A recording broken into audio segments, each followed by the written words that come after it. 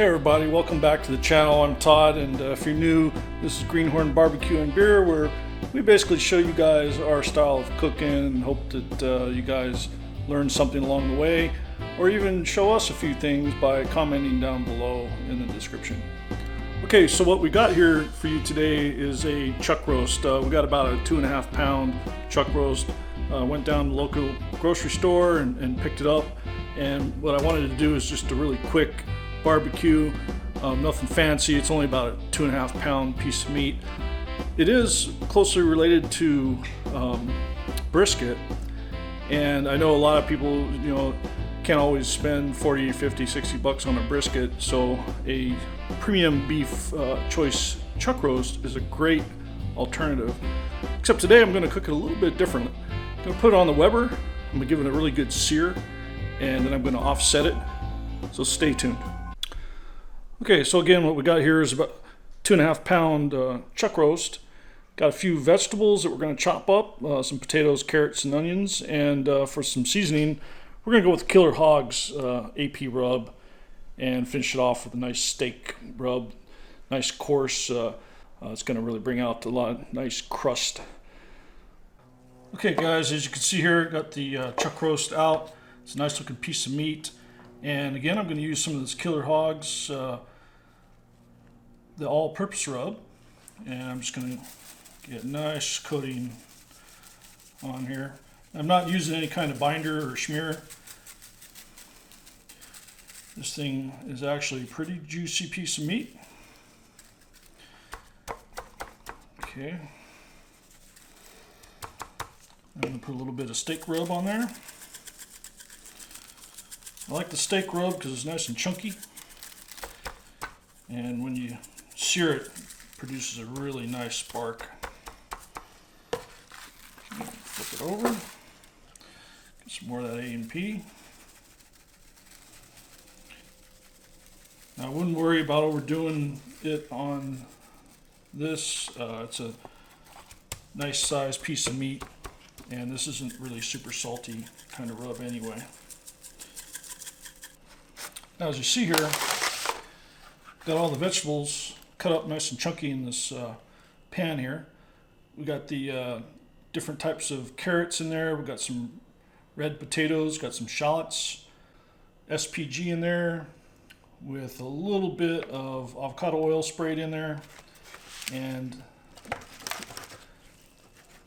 as you can see, this little pan fits really nicely in here. So once I get a really good sear on both sides of this chuck roast here, then I'm going to pull it off indirectly and put it on top of this grate here, and all them juices are going to fall into that pan and cook them vegetables up really nicely.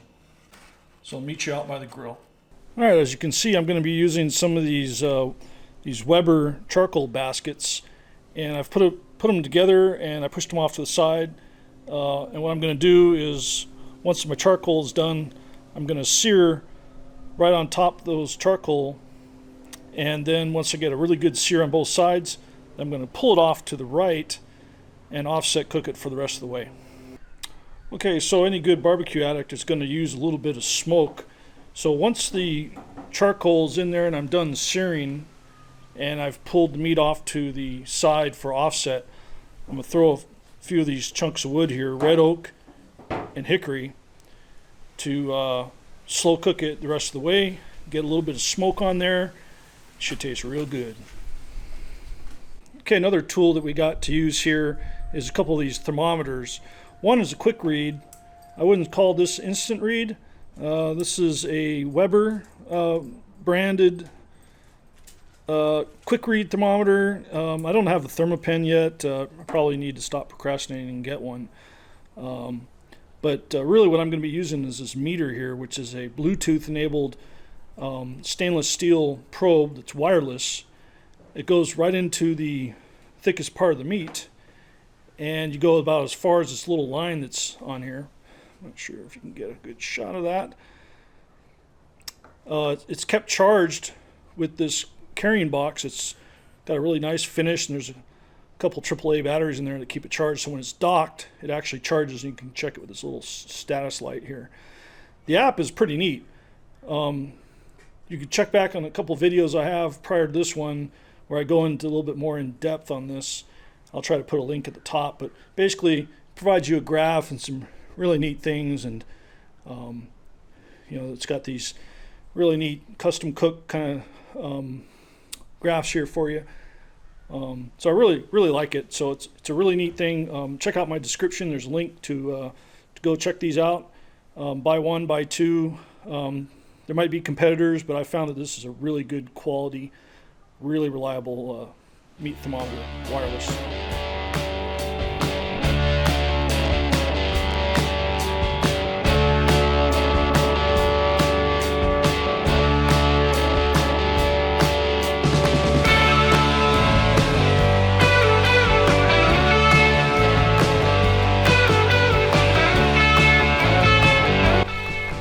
Okay, I'm going to let that sear a little while.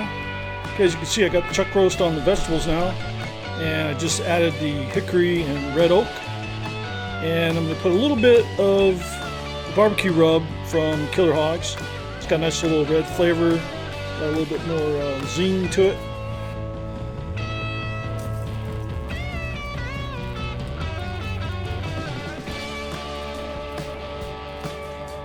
Alright, as that cooks down, that'll run off into the vegetables and give it a really nice flavor. Okay, so I'm looking for a broil, so I'm looking for about 350. So again, I'm offset. Let's go ahead and close this thing down. I'm going to put the exhaust right above the meat, and I'm going to close it about 3/4 of the way. Definitely want to get it up to temperature. You can see it's climbing fast. It is really hot. So I've had that lid off for a while, so those charcoals really got super hot. So I'm hoping it'll kind of steady out at about 350 or so. If it doesn't, I'm going to just close it down a little bit more until it does. Alright, as you can see, the internal temperature is coming up nicely, 97. I went with a target of 196 because I want to cook it similar to like a brisket. The ambient temperature, of course, is 315. Thank you for my boss lady fuel. Yes, the boss lady, the queen, boss lady. So one of the good things about cooking a long chuck roast is cocktail hour. A short chuck roast. It didn't look long. Cheers. Okay, we're going to go a slightly different direction on this. Oh, this looks beautiful. So the internal temperature got up to about 165, started to creep. Believe it or not, there was a little bit of a stall in this chuck roast, which is hard to believe. This is a close cousin to a brisket, and what I've decided to do is go ahead and wrap it. So I'm going to put it in some white butcher paper. Yes, I know it's white butcher paper, but it's all I got right now, and I'm going to go ahead and use it. So I'm going to go ahead and wrap this up. But before I do, I'm just going to give it a little bit of beef broth. It doesn't need much, just enough to kind of soak into that bark. The bark is past the finger test. It's definitely not coming off. Okay. All right.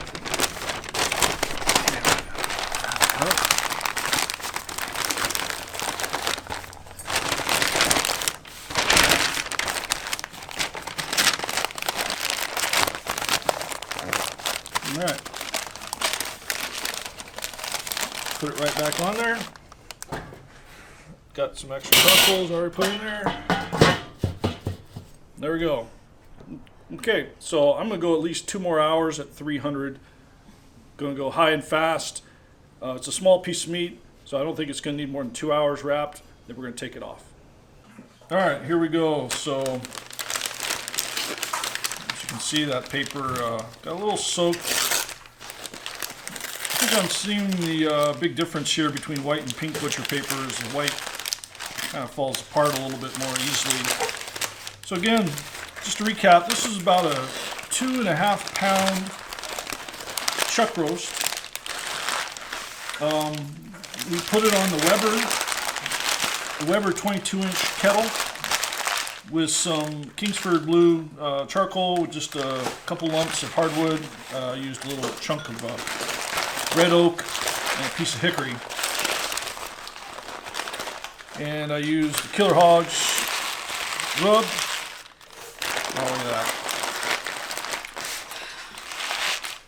I wrapped about the last hour and a half. Oh wow, it shrunk up a lot. Yeah, it definitely shrunk up a little bit. Well, it looks good. And, you know, it's small. You know, it probably shrunk down to maybe, I don't know, 2 pounds. Again, this is a chuck roast, close cousin to brisket. It's a small piece of meat. It didn't need as long as, let's say, a full packer brisket. But we still went probably a total of almost 4 hours, which is really all it needs. It's got a great color, nice bark. About every half hour, 45 minutes, I poured a little bit of beef broth on it. And it came out all right. I went ahead and switched up to a serrated knife here. Works a little bit better getting through this. Okay. Definitely see, definitely some of that fat and connective tissue got rendered down.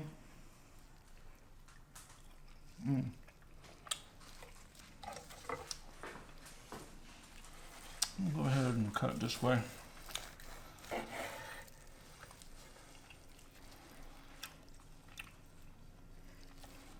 Not bad. Looks nice. So the vegetables came out really nice.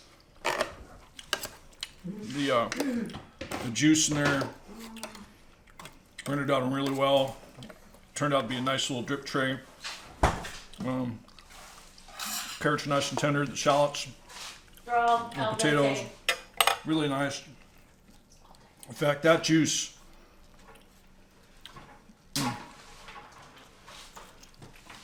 Oh yeah, I think that juice is kind of a poor man's au jus. Wow, that's really nice. Okay. Here we go. See the meat right there, a little bit of that juice.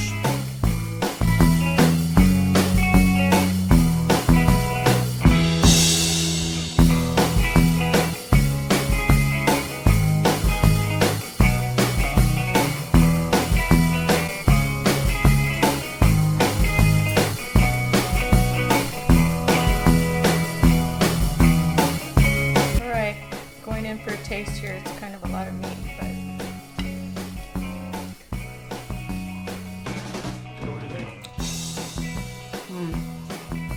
chuck roast is so flavorful, so full of flavor.